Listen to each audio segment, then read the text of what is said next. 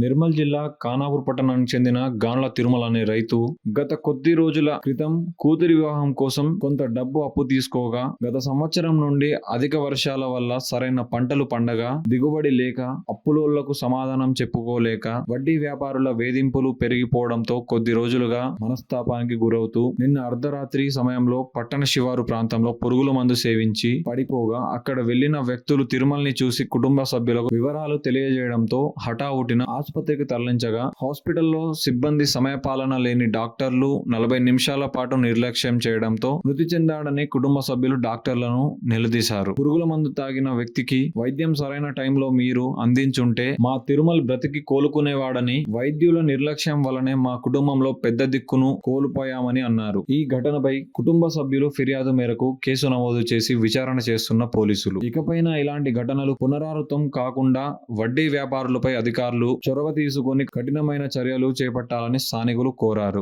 Sir మందు దాగొచ్చింది sir, already poison దాగొచ్చిండు. వచ్చిన తర్వాత ఇక్కడ ఆల్రెడీ వామిటింగ్స్ తోని ఆయన బతికే ఉన్నాడు. ఇక్కడ తీసుకొచ్చినాక సార్ మీరు ట్రీట్మెంట్ చేస్తామని తీసుకున్నారు సార్. తీసుకున్న తర్వాత అక్కడ సార్ అండర్ సూపర్విజన్ కనీసం ఒక సీనియర్ డాక్టర్ ఉండాలి కదా సార్, మంచి చావు బతుకున్నప్పుడు. 9 o'clock తీసుకొస్తే సార్ 9:40 వరకు వాళ్ళు టైం పాస్ చేసుకుంటారు సార్. మన శానిటైజేషన్ చేసే వాళ్ళు ఉంటారు, కాంపౌండర్స్ ట్రీట్మెంట్ చేస్తారు సార్ చనిపోయే మనిషిని. సార్ సూపరింటెండెంట్ గారు లేరు, ఎవరు లేరు. ఆయన మంచి సార్ ఒకటే సార్, మీరు ఒక్క విషయం, మీరు సీరియస్ ఉంది కండిషన్, మీరు వేరే ప్రైవేట్ హాస్పిటల్ తీసుకుపోతుంది కదా సార్. 40 నిమిషాలు ఆపి మనిషిని చంపేసి ఇచ్చింది సార్ ఇక్కడ.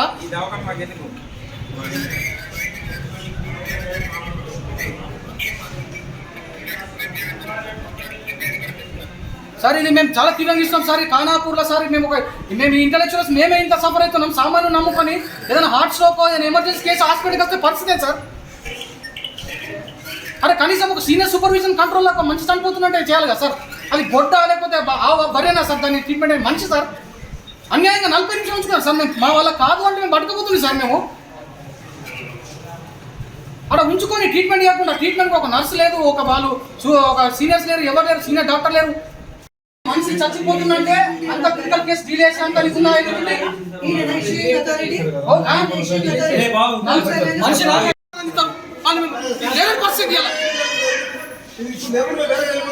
9 o'clock ఖచ్చితే ఆయన పేషెంట్ వామిటింగ్ చేసుకుంటాడు, బతికే ఉన్నాడు సార్. ఈ క్రిటికల్ కేసు ఉంది, మీరు ఇక్కడికి తీసుకుపోండి సార్ అంటే మేము తీసుకుపోతాం కదా. అని డాక్టర్ ₹1,00,000 ఖర్చు అయిపోయి అని బతికించుకుంటాం కదా.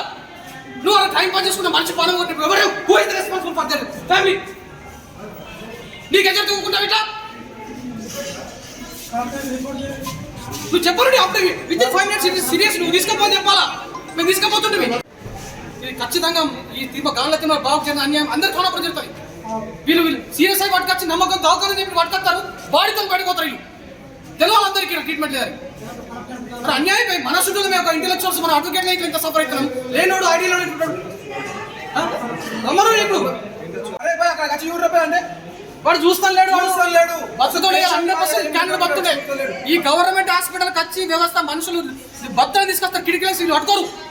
వీళ్ళు నమ్ముకుంటే బయట శవాలు అవుతున్నాయి. బయట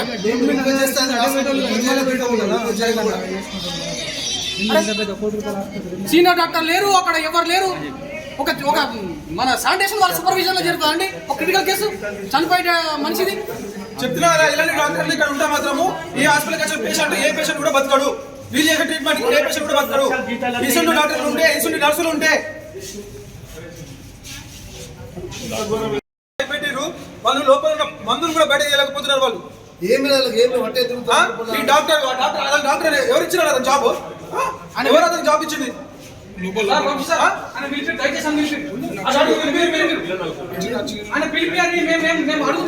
ఇంకొకరు ఈసారి ఇట్లా ఎవరికి జరగదు. ఒక పేషెంట్ ఎమర్జెన్సీలు ఉంటే చైర్లో కూర్చుంటాడా? చైర్లో మంచిగా ధీమాగా కూర్చుంటాడా? ఇదా డాక్టర్ చేసే పని? అరే అప్పుడే సీరియస్ ఉంది బై తీసుకపోరంటే ఎటు పోతాం కదా.